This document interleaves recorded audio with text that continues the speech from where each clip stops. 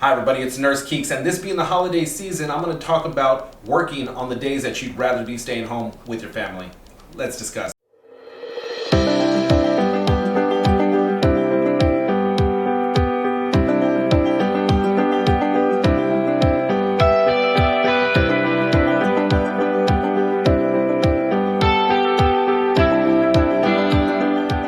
So, working holidays, it's something that we really can't get out of here in the hospital or most medical professions.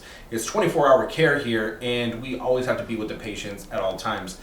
Well, the fact of the matter is, these patients are here, they'd rather be home, we'd rather be home too, but these guys are actually stuck here. At the end of the day, we get to go home after our 12-hour shift. So I want to go a little bit deeper into the aspect of, as nurses, what role we play in our patients' lives. Now, to start off with, I want to go over scheduling. Now, as far as it goes for staffing, every hospital is a little different, but when you have 24-hour care, you usually have it where you don't have every holiday that you're working. A lot of times it goes by either seniority. Those people with been here for a while, they get to pick which holidays they want, and everybody else gets to cycle out through that. Or you could have it as a fair system and everybody kind of just picks and chooses what's their 1, 2, and 3 priority. Especially at this time of the year, you got Thanksgiving, Christmas, and New Year's, along with Christmas Eve and New Year's Eve as well. So they usually try to flex that out so you're not getting every single one, at least having one holiday off. And so be prepared for that as a person in a medical profession, whether you be PCA, RT, CNA, nurses, doctors, you're gonna have to work holidays. There's no way around it.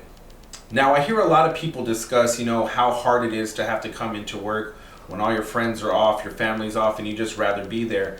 And when it comes down to it, I usually prefer to pick up as many holidays as it comes down to, mainly because I don't have kids, I don't have a family of my own, and I would like that same kind of courtesy, whereas if when I do have a family, that I can go ahead and have somebody else kind of take those holidays that I'd like to spend with my family at one point. But right now, I usually try to take the big ones, usually Thanksgiving or Christmas, and leave the New Year's for people that, they have the kids and everything like that.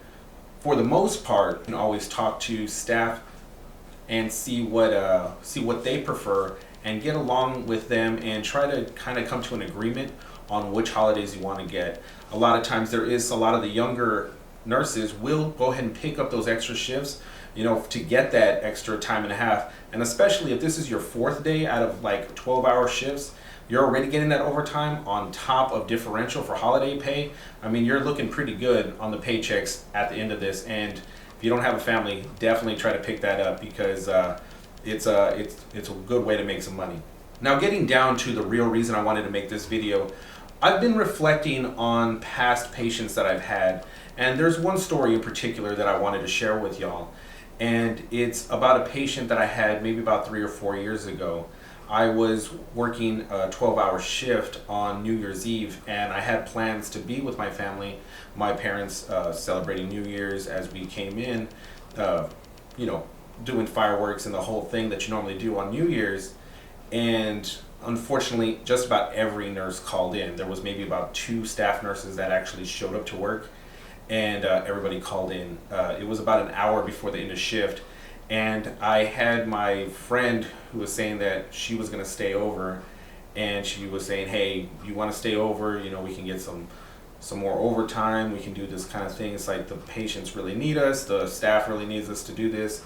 And at this time, it was a very close-knit hospital. It's kind of a smaller LTAC hospital. And, after a lot of apprehension, I really just did not want to do it. I finally agreed, and I broke down and said, okay. So I stayed there, and essentially I didn't have to give a report because, I had the same patients. I just kind of rolled it over. Kind of made it a little bit easier, just updated the new charts for the new shift and did everything as normal. As time went on, there was one particular patient that my friend had. And this patient, she was kind of particular in the fact that she was very young. She was in her mid-30s, and she had cirrhosis, really bad liver disease. She was already jaundiced, and she did not look real good. She had 2 children that were by her side, and they wanted to be there and share the New Year's holiday with her. So they were sitting in her room and just kind of watching, things on the news, and they were watching the fireworks, or they were planning on watching the fireworks on the news. And Marta had a really good idea. Since our hospital had wall-to-wall windows in the gym and it overlooked Six Flags, we knew there was going to be a great firework display there. And she said, hey, how about we transfer this patient out from her room to the gym, allow her kids to be there so they can see the fireworks display with them. And I thought, you know what, that's a great idea. We use this thing known as a Barton Chair, and if you all don't know what that is, it's a special type of transferring device, almost like a stretcher. It goes flat, you transfer the patient over, and then it becomes a chair, and it's a really great way of maneuvering patients and getting them up and safely. So she couldn't walk. We transferred her out there. We took her out to the gym. It was pitch black, and all of a sudden midnight came and you could see the whole sky light up. In San Antonio, we pop fireworks. Even though it's illegal, you're going to see that everybody's popping them all throughout the city. But that grand fireworks display over Six Flags is really what let those kids' faces light up. And the patient had the opportunity to be there with her children and really enjoy that aspect with them. The kids was there with her, and it almost felt like maybe she wasn't in the hospital, but she was at an event. And for that moment, they were together and they were just sharing the experience. Later on, about 2 days later, the lady ended up coding, and she was a DNR, and she ended up passing. And I think back to it now, and you think and you realize, for those children, that was the last great memory they have of their mother. She was in the hospital and she was really sick. But at that moment, the last thing they may have remembered is sharing the fireworks. They won't remember she was sick. They will just remember her being there. And they might not remember us. They'll remember that.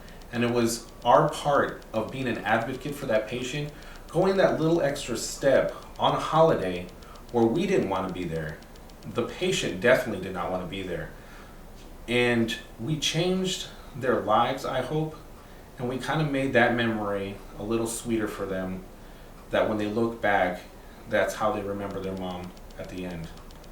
It kind of makes you a little bit emotional to think that as a nurse, you have the full power to create an experience for them. And when you look past your own selfishness at times, you can look at what you're really there for. You can take the full opportunity to look at what you're doing for these patients and their families, and you can definitely make that experience the best that you can be for them. You can't always change what you did as a profession, but you can change how your aspect is, and this is what's most important about nursing. It is a profession and a career of giving and being an advocate for the patient. And I want to leave you with that, and just remember that when you're there on a holiday, be the best nurse that you can be and make their experience the best, because you never know if it's their last, and you never know what that experience holds for them. I want to wish y'all a Merry Christmas and a Happy New Year. Thank y'all for watching. I want to thank you for watching, and if you enjoyed this video, go ahead and hit that subscribe button down below and hit that notification bell so you don't miss a thing. Go ahead and leave me a comment if there's anything else you want me to discuss. There's going to be links to other videos in my series. Thanks again, and God bless.